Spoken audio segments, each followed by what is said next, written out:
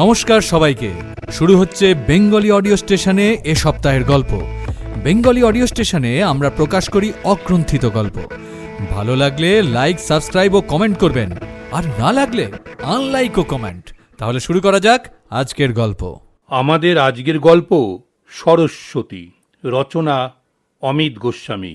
পাঠে সরস্বতীর ভূমিকায় কাকলি মুখার্জি, লেখকের ভূমিকায় শঙ্কর চট্টোপাধ্যায়, লেখকের মায়ের ভূমিকায় লীরা চক্রবর্তী বিশ্বাস এবং শ্রুতি পরিচালনায় প্রভাত রঞ্জন ভট্টাচার্য।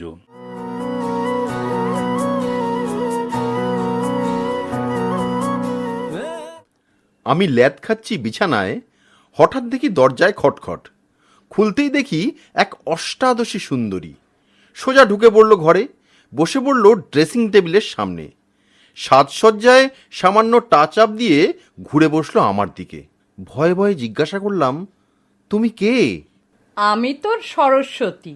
ভ্যাট, আমার সরস্বতী তুমি হবে কেন? আমার সরস্বতী উল্টো দিকের ফ্ল্যাটে থাকে। সে আমি জানি, আমি তোর আরাধ্যা দেবী, দেবী সরস্বতী। ধুস, হাতে বীণা নেই, বইপত্র নেই, গলায় মালা নেই, মা মা ভাবই নেই, এলেন উনি মা সরস্বতী হতে। তা মতলবটা কি বলে ফেলো দেখি। বিনা বইপত্র ওসব পুজোর দিনের মেকআপ, মালাও সেদিন পরি। কাউকে দেখেছিস হাতে বিনা বইপত্র নিয়ে ঘুরতে? এখন মোবাইলই কাফি। আচ্ছা বুঝলাম, তোমার আসার কারণটা বলো। তুই আমার অঞ্জলি মন্ত্র পাল্টে দিয়েছিস, এত সাহস? ধুস, আমি ঠাকুর দেবতায় নেই। তোমার অঞ্জলি মন্ত্র মানে ওই যে নম ভদ্রকাল্যই নম নিত্যং সরস্বত্যই নমো নম। না না, তার আগেরটা। ওং জয় জয় দেবী চরাচর সারে, কুচযুগ শোভিত মুক্তাহারে, বীণা রঞ্জিত পুস্তক হস্তে, ভগবতী ভারতী দেবী নমস্তুতে। ও নিয়ে আমার কোনো মাথা ব্যথা নেই, আমি কিছু বলিনি ওসব নিয়ে। তুই কি বার্তা লিখিসনি সরস্বতীকে? জয় হোক দেবী তোর, তোকে চেনে চরাচর, ঝুলিছে মুক্তামালা স্তনমৌ তাতে, বিনা ধরে দুই হাতে, ল্যাপটপ তার সাথে, ঝাক্কাস চেহারায় চলে আয় রাতে। আমি লিখেছি আমার সরস্বতীকে, তোমার কি তাতে? আরে বাবা, যে সরস্বতীকেই লিখিস সে তো গিয়ে আমার মেসেঞ্জারে চলে আসে। সে রং নাম্বার গেলে আমি কি করব? তোমার এই চেহারা দেখলে তাই লিখতাম, তুমিও জাক্কাস। বাবা, তোর তো হেব্বি সাহস, আমাকেও ফ্ল্যাটার করছিস। অবশ্য ফ্ল্যাটারিতে সব মেয়েই খুশি হয়, তবে এখন ততটা হয়নি যতটা সুনীল করেছিল। সুনীল মানে সুনীল গঙ্গোপাধ্যায়? কি করেছিলেন তিনি? ওর অর্ধেক জীবন পড়িসনি? সেখানে সুনীল লিখেছে, জয় জয় দেবী চরাচর সারে, কুচযুগ শোভিত মুক্তাহারে। সেই কুচযুগে আমার আঙুল, আমার শরীর আরো রোমাঞ্চিত হলো। কান দুটিতে আগুনের আঁচ, আমি প্রতিমার ওষ্ঠ চুম্বন করলাম। যা সালা, এ তো একেবারে নীল দৃশ্যের ধারাভাষ্য। চান্স পেয়ে চুমুতে অ্যালাউ করলে? করব না কেন? তার আগে তো সব ধানাই পানাই। রবি ঠাকুর নিজে ব্রাহ্ম ছিল, পরমপিতা করে হেদিয়ে মরল। ঠাকুর দেবতার বালাই নেই, দেখতেও সুন্দর। আমিও তখন ফুল ক্রাশ খাওয়া। ভাবলাম এর সাথে বউয়ের তেমন বনিবনা নেই, এর সাথে কিছুদিন জমবে ভালো। তাই আশীর্বাদের ঝুলিটা দিলাম উপুর করে। তা সে এমন তার কাটা দিল আমায় কেশ খাইয়ে। কেন, রবি ঠাকুর আবার কি করলো? তুই পুরস্কার কবিতাটা পড়িসনি? সোনাত্তরী কাব্যগ্রন্থের। সেখানে লিখেছে, থাকো হৃদাসনে জননী ভারতী, তোমারই চরণে প্রাণের আরতি, চাহি না চাহিতে আর কারো প্রতি, রাখি না কাহারও আশা। হ্যাঁ জানি, লম্বা কবিতা। তা তোমার তো জয়গান করেছে। তুই বুর্বক। আরে রবি আমাকে জননী সম্বোধন করেই তো 12টা বাজিয়েছে। এরপরে রবিকে প্রপোজ করা যায়? তা যায় না, তাতে রবি ঠাকুরের কি ক্ষতি হলো? বিশ্বকবি তো তিনিই হলেন। সুনীলদার চুমু তুমি বেশি পছন্দ করলে, কিন্তু রবি ঠাকুর তো 1 নম্বর থেকে গেলেন তোমাকে জননী বলেও। রবির ব্যাপারে আমি এতই ফিদা হয়েছিলাম যে আশীর্বাদের ঝুলি উপুর করে দিয়েছিলাম। একবার উপুর করলে সবই তো পড়ে যায়, তাই সুনীল চুমু দিলেও আশীর্বাদ হিসেব করে ছেড়েছিলাম। তবে পরের দিকে বেশি করে দিয়ে একটা ক্ষেত্রে রবির থেকে এগিয়ে দিলাম। সেটা কোন জায়গা? কেন, বাংলা ছাপার অক্ষরে প্রকাশিত লেখা সুনীলের বেশি রবির চেয়ে। পুরো লেখার ফ্যাক্টরি ছিল সুনীল। তুই আবার কোয়ালিটি না কোয়ান্টিটি এ নিয়ে আর তর্ক তুলিস না, তাহলে অবশ্য অন্য কথা বলতে হবে। কি অন্য কথা বলবে? আমি বলবো কালিদাসের কথা। মহাকবি কালিদাস? তার ব্যাপারে আমি প্রায় কিছুই জানি না। কতটুকু জানিস? অল্প বয়সে বিশাল গান্ডু ছিল, রাজার মেয়ের সাথে বিয়ে হলো, বিয়ের রাতেই উট নিয়ে ঝঞ্ঝাট, তারপরে বউয়ের লাত খেয়ে রাস্তায়। বাহ, অনেকটাই জানিস। দেবী আদ্যা প্রকৃতির 3য় অংশে আমার জন্ম। আমাকে তাই দেবী কালিকাও বলা হতো। বউয়ের কাছে লাত খেয়ে আত্মহত্যা করতে চাইল হতচ্ছাড়া, বাঁচালাম।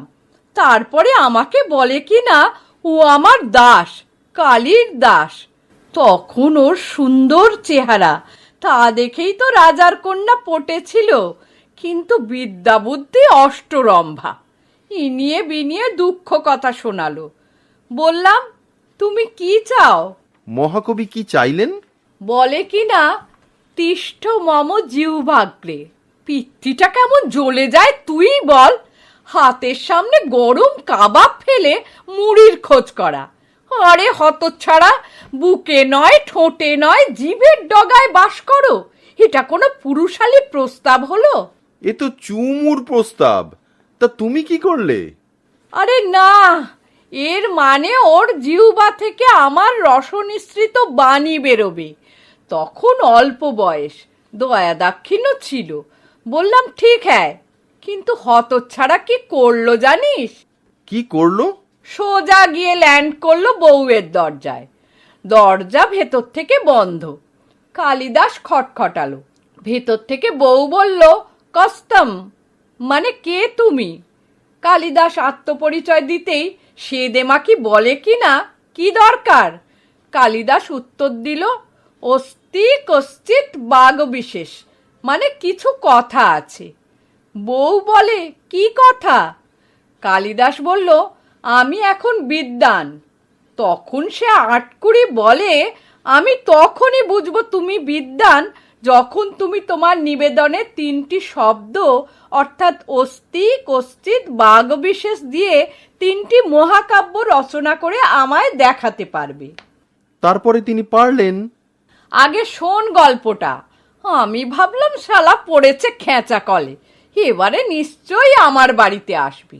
কিন্তু না, সেই কবিদের জেনেটিক প্রবলেম। অন্য মেয়ের সাথে ফষ্টি নষ্টি না করলে কাব্যি বেরোয় না। তখন তো আর এখনকার মতো খেপ মারার সুযোগ ছিল না। সে গেল শহরের বারবধূ পাড়ায়। সেখানে বসে না লিখলে নাকি কাব্যি হবে না। শাল্লা যত শয়তানি।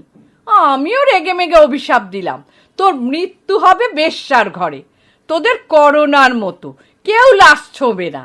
তাই হয়েছিল। কিন্তু সেই মহাকাব্য লেখার গল্প? না, এ ব্যাপারে আমি কোনো গদ্দারি করিনি। লিখে দিলাম অস্থি দিয়ে কুমার সম্ভবম। অস্থি উত্তরাস্তাং দিশি দেবতাত্মা। কশ্চিৎ দিয়ে মেঘদূতম। কশ্চিৎ কান্তা বিরহ গুরুনা সাধিকার প্রমত্ত। এবারে রইল বাঘ বিশেষ। খিটকেল শব্দ, এটা দিয়ে কাব্য শুরু করা হেব্বি চাপ। কাজেই বাঘ বিশেষ পদের বাক্যাংশ দিয়ে শুরু করলাম, বাঘ ধাবিব সম্পৃক্তে। এই প্রথম শ্লোক আরম্ভ করে লিখে ফেললাম রঘুবংশ। তারপরে? তারপরে আর কি, যে প্রসঙ্গে এত বড় গপ্প বললাম তা হলো যে আমায় প্রথম চান্স পেয়েও বুকে টানলো না কালিদাস, চুমু খেলো না, প্রেমিক হলো না, দাস হয়ে অন্য ফালতু মেয়েদের সাথে ফিল্ডিং মারলো।